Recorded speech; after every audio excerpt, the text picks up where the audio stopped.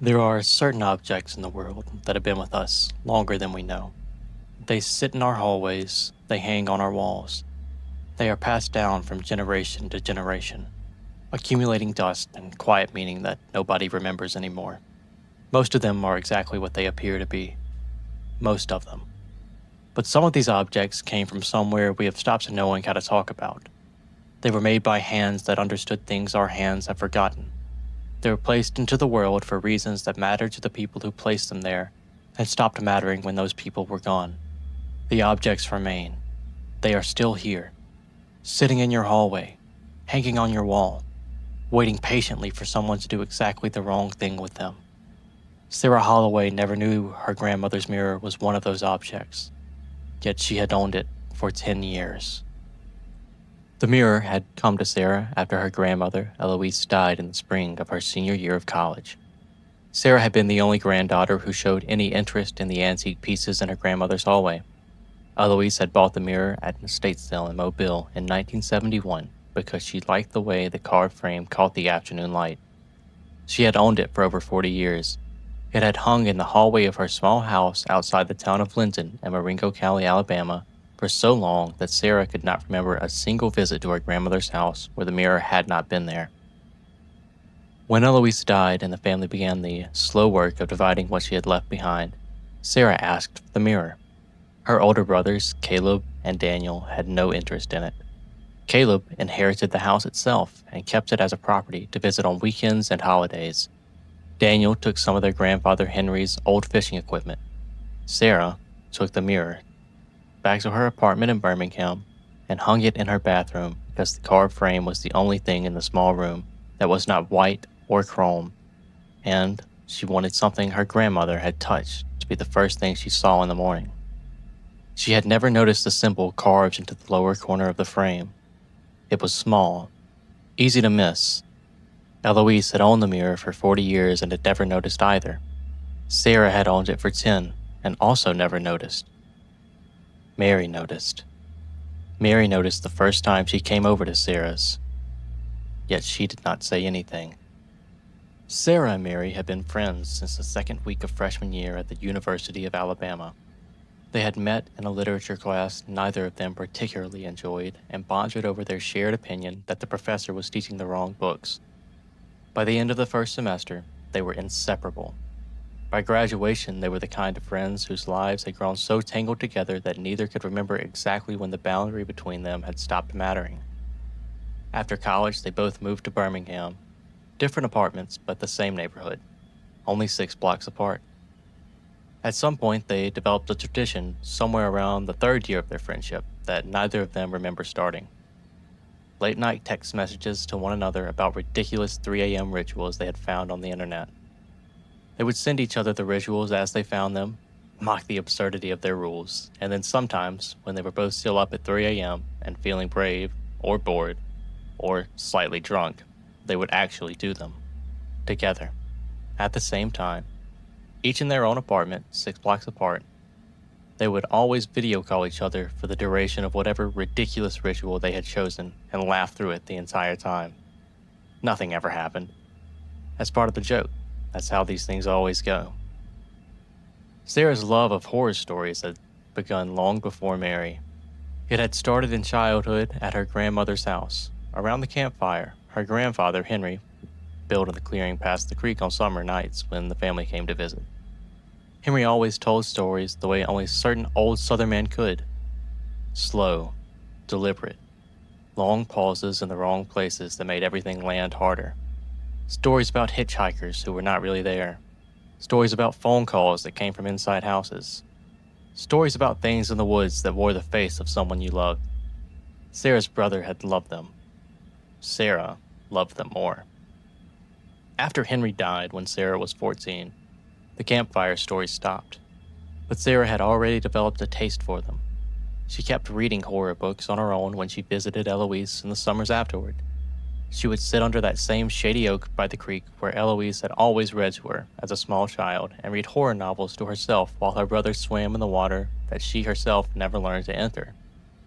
Eloise would sit in her folding chair on the bank and watch Sarah read and sometimes say, gently even, "You know, one day." You might want to come in. I would love to swim with you one day. Sarah would smile and shake her head.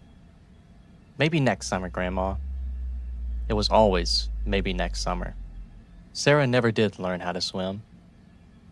Eloise died in the spring of Sarah's senior year of college. There were no more summers at the creek after that. When Sarah met Mary and discovered that Mary also loved scary stories, it felt like inheriting something her grandfather had given her and giving it forward to someone new. The late-night ritual tradition was just another expression of that same childhood love. So when Sarah sent Mary the Reddit post on a Tuesday evening in the late August, neither of them thought it would be different from any of the others. Mary saw the post on her phone while she was finishing dinner. She read it twice. Then she read it a third time. Then she put her phone down and stared at the wall for a long moment before picking it up again and typing a reply she had never typed before in 11 years of friendship. Please, Sarah, don't do this one. The post itself was unremarkable. Look into a mirror at 3 a.m. Stand alone in your bathroom. Stare into your own eyes for 60 seconds without breaking contact. If nothing happens, you were never in danger. If something does, the mirror has already found you, and you have 7 days to live. Sarah had seen variations of this ritual posted dozens of times. So had Mary. They had laughed at it before. There was nothing in this particular post that should have set Mary apart from any of the others except for one detail. Nobody else who read the post had noticed, or would have known to notice. The original poster had included a small image at the bottom of the post, a close-up of a mirror frame. They claimed it was the kind of mirror that worked best for this kind of ritual, an old mirror, an antique mirror, a mirror with the right kind of carved edge. The frame in the image was carved in a specific pattern. In the lower corner of the carving was a small geometric symbol. Mary recognized it. She had been seeing it all her life. Mary's grandmother, Mirabelle, lived in a small house outside of Demopolis in West Alabama, on a piece of land that had been in her family for longer than the state of Alabama had existed. Mary had spent every summer of her childhood at that house. Mirabelle had taught her things she did not teach the other grandchildren. Mirabelle was the kind of grandmother who told stories that did not feel like stories. She would be teaching Mary how to braid her hair or how to identify the kinds of mushrooms that should not be eaten, and somewhere in the middle of the instructions she would mention something that didn't make sense at the time. A way of looking at the moon when it was thin. A reason not to leave a knife stuck point up in a piece of bread. A particular kind of mirror you should not look into for too long if you did not know what was looking back. Mary had absorbed these stories the way all children do when they are young from adults they trust, without analysis, without questioning, with complete trust. It was not until she was much older that she had realized her cousins had not been told any of these things. Mirabelle had said, "I am still deciding which of you will inherit what I know. The truth of these things is heavier than most people can carry. I have to be sure before I pass it on completely. I am giving you the pieces you can hold safely. The rest will come if you are the right one to hold it." Mary still did not know the whole story, but she knew the symbol on the mirror. Mirabelle had drawn it for her once, with her finger in the flour on the kitchen counter when Mary was 9 years old. It was a small symbol of an upside-down triangle with a spiral beneath it. Mary asked her what it meant. Mirabelle had been quiet a moment before answering. She had said, "The symbol itself is not bad. It is just a tool. There are people who have known how to use it properly for a very long time. But like any tool, it can hurt the person holding it if that person does not know what they are doing. If you ever see this symbol on something, walk away from it. Not because the thing itself is dangerous, because most people who own it do not know what they have, and they will not know what to do if they accidentally make it do what it was made for."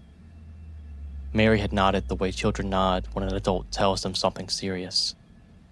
She had long forgotten about it, for years afterward. Then, the first time she saw the symbol again, was in Sarah's bathroom on the day she helped Sarah unpack her apartment in Birmingham. It was a Saturday morning in late summer.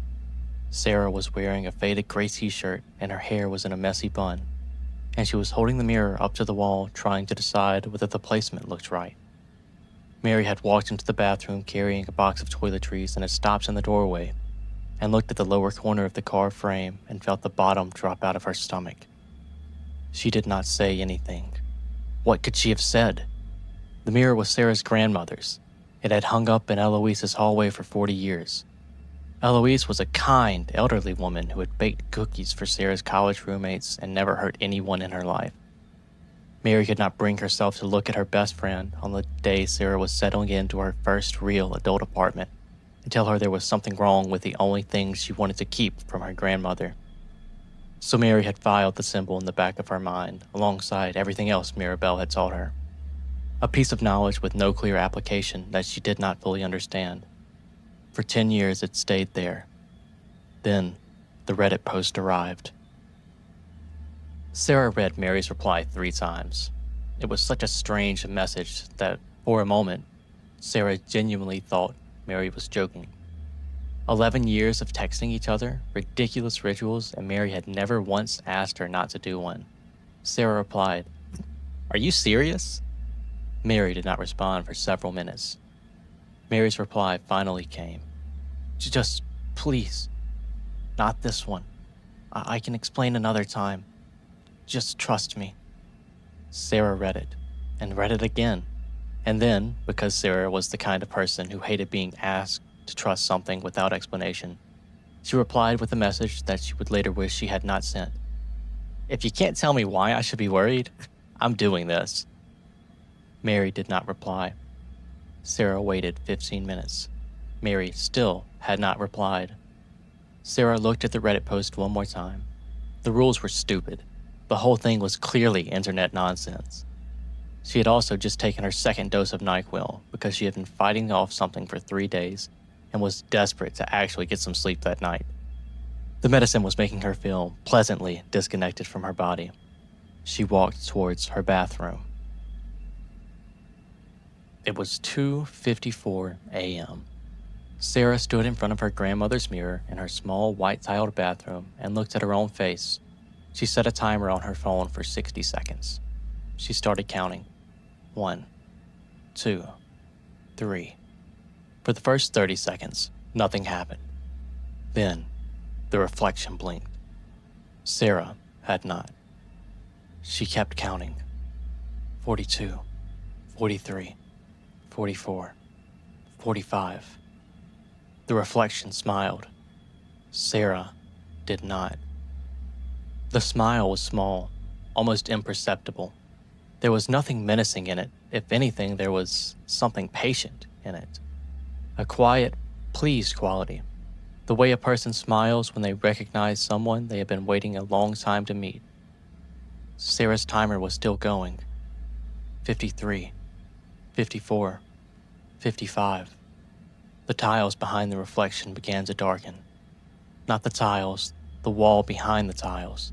Something was spreading outward from the bottom of the mirror frame, filling the space around the reflection with a depth that should not have been possible. Water was rising in the mirror. Slowly from the bottom of the frame, dark water.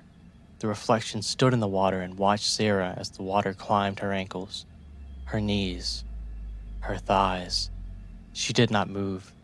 She did not try to swim. She just stood there with that small, quiet smile and let it rise. Sarah's timer chimed at 60 seconds. The water reached the reflection's chin. The reflection raised its hand, slowly, above its own head, the arm extending upward toward the top of the mirror frame. Sarah watched her own hand rise inside the glass. The fingers reached the top edge of the frame and kept going. It passed above the top of the frame and disappeared. Not into anything Sarah could see. There was no opening above the mirror. The bathroom wall was just bathroom wall above the frame. But the hand was no longer visible. The reflection's arm extended up out of the mirror's view as if it had reached into a place that existed somewhere beyond the wall, that cannot exist. Sarah watched her own hand disappear into nothingness for almost 3 full seconds. Then, the bathroom was just a bathroom again. The mirror was just a mirror. Sarah's reflection was back to normal. Sarah stood very still for a long moment. Then she laughed. She laughed out loud in an empty bathroom at almost 3 a.m. because clearly the cold medicine had hit her harder than she realized it had, and she had just hallucinated the most vivid horror scene of her life, in front of her own grandmother's antique mirror at that. She quickly turned off the bathroom light, went to bed, and slept better than she ever had for 9 hours straight. When she woke up the next morning, the first thing she did was text Mary. Okay, I did the ritual. Hallucinated a whole horror movie because I took too much NyQuil. You were right. That one was no fun. She did not see Mary's reply for over an hour. When she finally checked her phone, Mary had sent 3 messages. What did you see? Sarah, what did you see? Please, call me when you see this. Sarah called Mary. She told her what she had seen. There was a long silence on the other end of the line. Sarah, I need to ask you something, and I need you to answer me honestly. The mirror you did this in, was it the one from your grandmother? Yeah. Another long silence. Mary, what is going on? I don't know yet. Don't do any more rituals. Don't look in that mirror more than you have to. I need to call my grandmother. She hung up. Sarah went to work. She tried to put the conversation out of her mind. She glanced at the mirror in the lower corner of the frame, right next to the small carved symbol she had never noticed before. There was a hairline crack in the glass. It was thin. It ran upward from the corner for maybe 2 inches before disappearing into the surface of the mirror. Sarah leaned closer to look at it. She did not remember the crack being there before. She told herself it had probably always been there, and she had never looked carefully enough. Antique mirrors had small flaws all the time. It was nothing. She washed her hands. She left the bathroom and closed the door behind her. That evening, she went to find the Reddit post to show a coworker who had asked about the ritual. It was gone. The account that had posted it was gone as well. The thread it had lived in showed no record of the post ever having existed. Sarah searched for the exact wording she remembered. Nothing came up. She searched for the image of the mirror frame with the symbol in the lower corner. Nothing came up. It was as if the post had never been there at all. She told herself it had probably just been deleted by a moderator, sick of seeing the same story over and over again with a slight change. She did not think about it again that night. But that very same night, she dreamed she was standing in a creek behind her grandmother's house. The water was up to her waist. It was warm. The sky overhead was the deep blue of a late summer dusk, and there in the water, standing a little further out there, was Eloise. Not sitting on the bank the way she always had, not reading from her folding chair, standing in the water, up to her waist, the way Sarah was. She was wearing the same house dress she had always worn on summer afternoons, smiling at Sarah from across the slow, dark water. You came in. I came in, Grandma. Will you come a little deeper? I want to see you swim. Sarah took a step deeper. Then she woke up, with the wet hair and a pillow that was damp where her head had been. She turned on the bedside lamp. There was a puddle on the floor next to her bed, not large, just enough that she could see the shape of where 2 bare feet had stood beside her while she slept. She did not go back to sleep that night. She lay there damp in the light of the lamp until dawn. When the sun finally rose, she walked to the bathroom and looked at the mirror.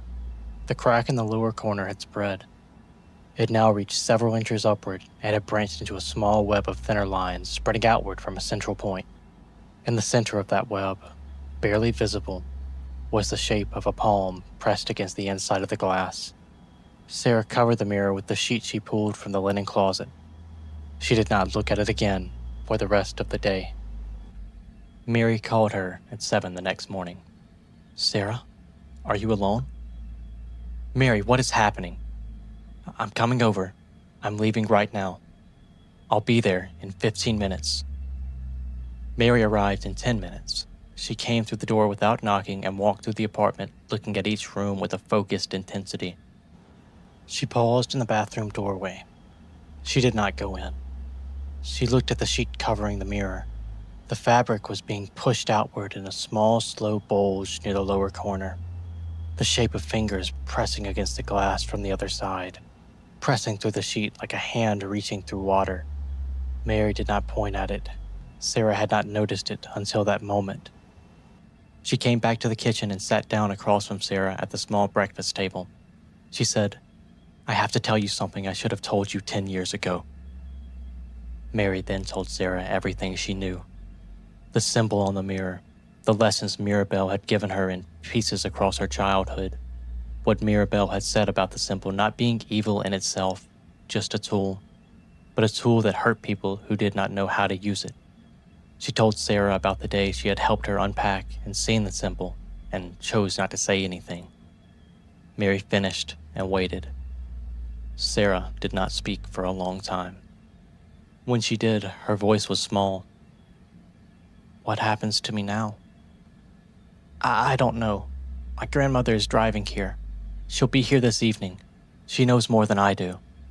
They spent the rest of the day together in that apartment, mostly not talking. Sarah's hair stayed damp at the roots even though she had not showered that morning. Mary noticed. She did not say anything. Mirabelle arrived at 7 in the evening. She was a small woman in her late 70s with white hair pulled back in a careful bun and the kind of steady eyes that suggested she had been looking at difficult things her entire life. She came into Sarah's apartment without saying anything for the first several minutes. She walked through each room. She paused in the bathroom doorway and looked at the mirror for a long time. She did not go in. When she came back to the kitchen, she sat down at the table and folded her hands in front of her. She said, "Child, I'm going to tell you the truth. I am sorry. I cannot tell you anything that'll be of help." Sarah nodded. Mirabelle told her. She told her that the mirror was older than any record her family kept, that it had been made by people whose name had been lost, that those people had understood certain places in the world to be thresholds. Mirrors were one such place. Still water was another. Caves, certain hours of the night. The thresholds were not bad in themselves. They were doorways. Doorways do not have moral weight. They simply are. The ritual Sarah had performed was an old action, older than the internet that had passed it on to her, older than the language used to describe it. The original purpose, Mirabelle said, was something most people would not understand, even if she explained it, but she would do her best to try. The ritual was a way of meeting yourself. Specifically, she said, it was a way of meeting the version of yourself who lived the life you did not live, the version who made the choice you regretted, the version who said yes when you said no, or said no when you said yes. The people who created this threshold built it with care. It was a way to look through the door and see that other self, to acknowledge him, to accept that they existed and could not be unmade, and then to close the door and return to your own life, carrying that acceptance. The closing was everything. Without the closing, the door stayed open, and the other self, having been alone on the other side for as long as you had been carrying that regret, would want to come through. Mirabelle said this carefully, not out of malice, not because they were dangerous or wrong or harmful, but because they were part of you that had been waiting to be acknowledged. Once they came through, they would do everything they could to bring you to the place where the two of you could finally exist together as one. And that place, Mirabelle said, was always specific. The threshold did not invent the regret. It only honored it. The place your reflection led you toward was always the place your regret had been formed. Sarah understood this without asking. She had known the answer to the question long before it was posed to her. She had known it since the morning after the ritual, when she had sat in her bath for 15 minutes thinking about a creek she had not visited in 7 years, and a grandmother who had once asked her to learn to swim. She didn't say this out loud. She just nodded. Mirabelle reached out and squeezed her hand. After a long moment, Sarah said quietly, "I think I already know where it is." Mirabelle did not ask her to explain. She said, "Yes, you would." She added, "Child, the other self is not coming to hurt you. She is not a monster. She is part of you, the version of you who grew up unafraid of the water. She has been waiting to meet you for as long as you have been carrying the regret. What is coming will not feel the way you think it should." Mirabelle returned to Demopolis the next morning with a promise to come back if Sarah needed her, though all three of them understood, without saying so, that there would be no reason for her to do so. Sarah and Mary spent the day together in the apartment. It rained that afternoon, a long, slow Alabama rain that came down for hours without lightning or thunder. Just the sound of raindrops hitting the window in a steady, patient rhythm. Sarah made coffee for the both of them, while Mary watched her move around the kitchen with the careful attention of someone trying to memorize a person without making it obvious. Sarah's hair was still damp at the roots, and small puddles appeared on the kitchen floor and the bathroom floor, or wherever she stepped. They came back every time Mary wiped them up. Neither of them commented on the puddles. Neither of them commented on Sarah's hair. Late that afternoon, Mary burst into tears at the kitchen table without warning. Sarah quickly crossed the kitchen and wrapped her arms around her.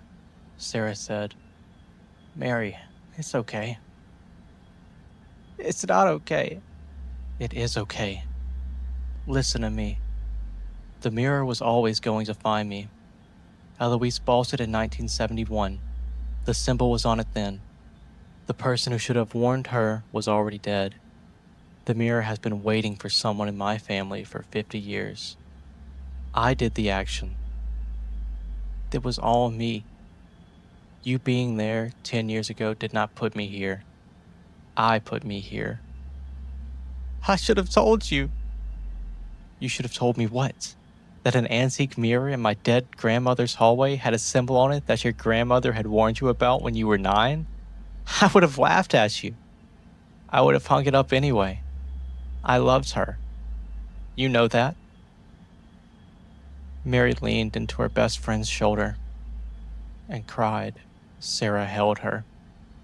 She told Mary stories about Henry's campfire stories that had given her a lifelong love of being scared, about Eloise reading to her under the shady oak by the creek, about her brothers swimming in the water she had never entered, about all the summers she said, maybe next summer, when Eloise had gently asked her if she wanted to try to swim. And Mary listened, and after a long time she finally stopped crying. She said, "I will never forgive myself." Sarah said, "Yes, you will. Eventually. I'm asking you to." Mary had no response. She just continued to hold Sarah's hand on the kitchen table while the rain continued to loudly fall. In the bathroom, behind the sheet, the cracks in the mirror had spread further. The web now covered most of the surface. Deep fissures ran from the lower corner where the symbol was carved all the way to the top edge of the glass. The center of the web, where the palm had pressed from the other side, had bowed slightly outward. Small pieces of the silver backing had begun to flake away. The mirror was barely holding together. If either of them had gone into the bathroom and lifted that sheet, they would have seen it. Neither of them went into the bathroom that night. That night, Sarah waited until Mary was asleep on the couch. She had been thinking about it all day. She had decided sometime that late afternoon that she was not going to let Mary be in the room when it happened. Mary had seen enough, suffered enough. It was 3 a.m. when Sarah took her keys quietly off the kitchen counter. She did not write a note. She had thought about writing one. She sat at that kitchen table earlier in the evening with a piece of paper in front of her and a pen in her hand, and tried to think of what she would say. Everything she came up with felt like an attempt to control how Mary would feel about this. The note was something she would be writing for herself, dressed up as a kindness for Mary, so she chose not to write it. She looked at Mary asleep on the couch. She did not allow herself any final tender gesture because she knew if she started, she wouldn't be able to stop. She walked out of that apartment and locked the door behind her, and she drove south. The drive from Birmingham to Linton was almost exactly 3 hours. She drove south on I-65 to the sleeping suburbs and then west onto the smaller highways that cut through rural Alabama in the dark. There were almost no other cars on the road that hour, and the radio stayed off. She passed landmarks she had not seen in 7 years, the gas station outside Demopolis where her grandmother Henry used to stop for coffee, the water tower with the faded sign that her brothers used to point at and pretend to read, the bend in the highway where her grandmother's mailbox finally appeared if you knew exactly where to look. She turned off the highway onto the gravel drive. The house came to view in her headlights at 5:43 a.m. It looked exactly the way it had always looked. White siding, wide front porch, the same metal rocking chair beside the door while Eloise had sat to drink her coffee on summer mornings. She parked her car and walked up the porch steps. She unlocked the front door with a key her brother had given each of them for emergencies.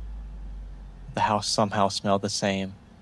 Old wood and lavender soap, and the faint sweetness of something her grandmother used to cook. The smell had somehow survived 7 years of her grandmother being gone.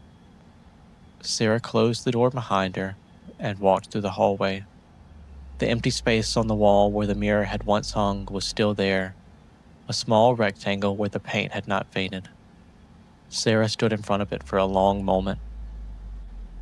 She walked through the rest of the house as well, starting with her grandmother's bedroom, next the guest bedroom where Sarah had slept as a child, the kitchen with Eloise's recipe card still in the wooden box on the counter.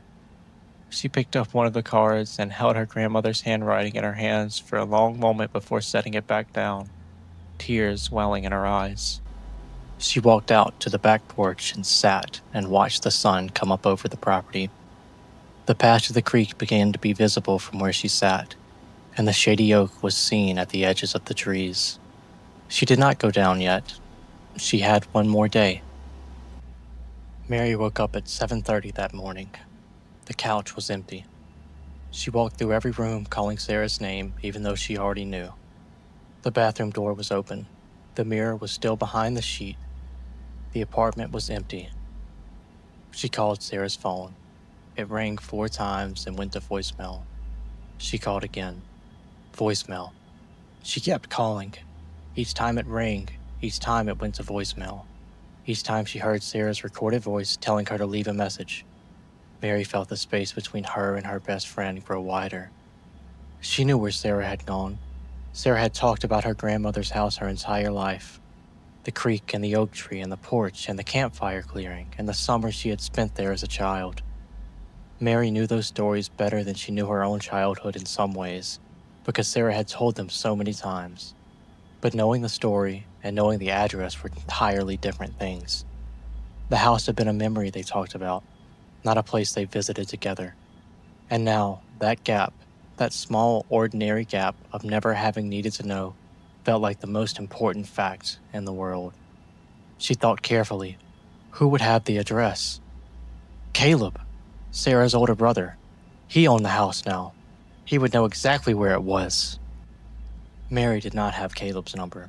She had seen his name in Sarah's phone before, but she had never had reason to save it for herself. She searched her own phone for any text or email that might contain his contacts. Nothing. She tried to remember if Sarah had ever sent her a message that included Caleb's number for some reason. She could not think of one. She opened Instagram. She searched for Caleb's name. Sarah had mentioned his handle once during a family story. Mary scrolled and scrolled back through months of messages trying to find it. She could not. She searched the name directly. There were dozens of accounts. She looked through them one by one, trying to find a face that looked like Sarah's brother from the handful of times she had seen photographs. She was not even sure she would recognize him. She just kept scrolling. Called Sarah again, but voicemail. Back to Instagram. She found an account with a profile picture that looked right. Same jawline as Sarah. A recent photo of a man standing in front of a mountain range she did not recognize. She clicked through to the account. Hiking photos. A few family photos. One older photo of two boys and a girl standing in front of a white house in summertime, laughing at something outside the frame. That girl was Sarah, maybe 9 or 10 years old, standing in front of the house Mary had heard described 100 times. She sent the direct message at 7:54. She explained who she was and that Sarah was in trouble and that she needed the address of the house immediately. She made it as clear and direct as she could without sounding like she had lost her mind, knowing the entire time that whatever she wrote would not be enough, that nothing she could write would convey the actual weight of what she was trying to say. She sent it and waited. She refreshed Instagram every second. She called Sarah again. Voicemail. Caleb did not respond. Spira spent her last day at her grandmother's house. She walked the property in the morning. She visited the clearing where Henry used to build the fires. The stones from the fire ring were still there, mostly pushed around over the years, but the shape still recognizable. She sat atop a fallen log and watched the morning sunlight move through the trees and thought about being a child here. She walked back to the house, made herself some coffee in her grandmother's kitchen, and sat back on the back porch and watched the day pass. She thought about Mary. She thought about Caleb and Daniel. She thought about her mother, who would have to be told something that did not make sense and would have to find a way to live with the not making sense for the rest of her life. She thought about Henry, who had taught her to love being scared, and Eloise, who had taught her to love being still. She thought about how she was not actually afraid. She had expected to be more afraid. The pool Mirabelle had described was real. She felt it on the back porch the way she felt it in the car. The creek was calling her toward it. Not urgently. Not violently. The way the dream had called her. The way Eloise's voice had called her in the dream. A patient invitation from something that had been waiting long enough that it had stopped needing to hurry. Around 5 in the evening, Sarah heard her phone vibrate on the porch railing beside her coffee mug. She did not look at it. Around 6, she did look at it. 37 missed calls from Mary, and a single text message from her brother Caleb, sent 14 minutes ago. Hey, just got a DM from your friend saying you're in some kind of trouble. Tried texting you to check. You pulling another one of those scary story pranks? LOL. Tell her she almost had me. Hope you're having a good week. Love you, sis. Sarah stared at that message for a long time. She thought about Mary refreshing Instagram for hours. She thought about what Mary would feel when she saw this response. She thought about what Caleb would feel when he eventually found out it had not been a prank. She put the phone down. The sun was setting. She went inside, moved through the house one more time. She ran a brief bath in the old clawfoot tub and sat in the warm water with her knees up to her chest, the way she had as a child, and let the familiar sound of the old pipes fill the quiet around her. The bath was not calling her the way the creek was. The bath was just warm water and memory. She sat in it for a little while and let herself be ordinary for a little longer. Then she got out. She dried off. She dressed in clean clothes from the dresser in the guest bedroom. The clothes were too big and smelled like cedar. She rolled up the sleeves. She walked through the house one final time. She walked out the back door. She walked down the path toward the creek. The path was lit by the moon.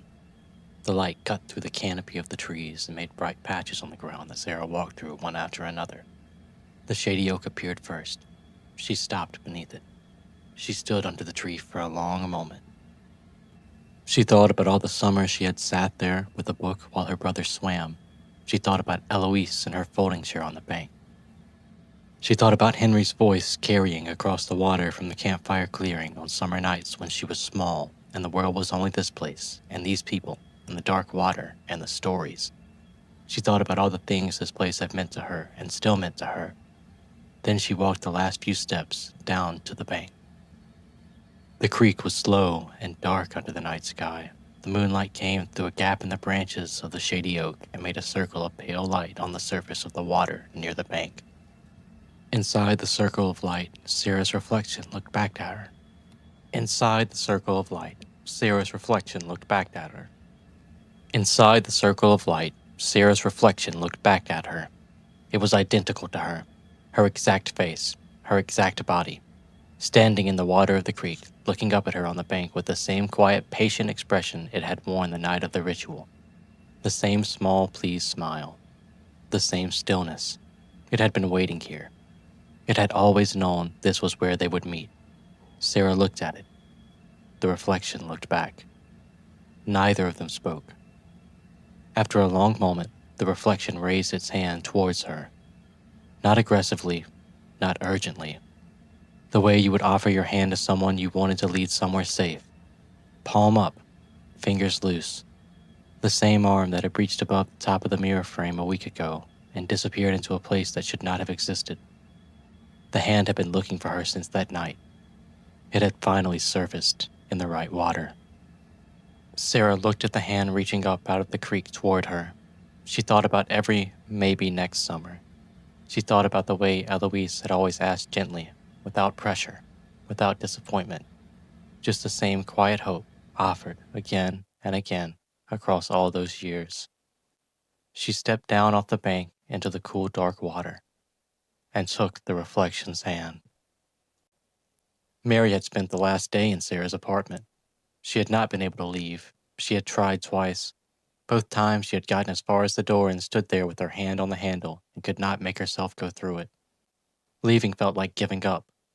Leaving felt like deciding Sarah was already gone, so she had stayed. She had sat on the couch and called Sarah's phone every hour and watched Instagram for a response from Caleb that did not come until 6 in the evening and made everything worse. She was still on the couch, in the dark, when she heard it. A sound from the bathroom. Not loud, not dramatic. The quiet pop and the cascade of glass giving away all at once. The mirror behind the sheet finally releasing everything it had been holding. Mary sat very still for a long moment. Then she put her face in her hands. She already knew what it meant.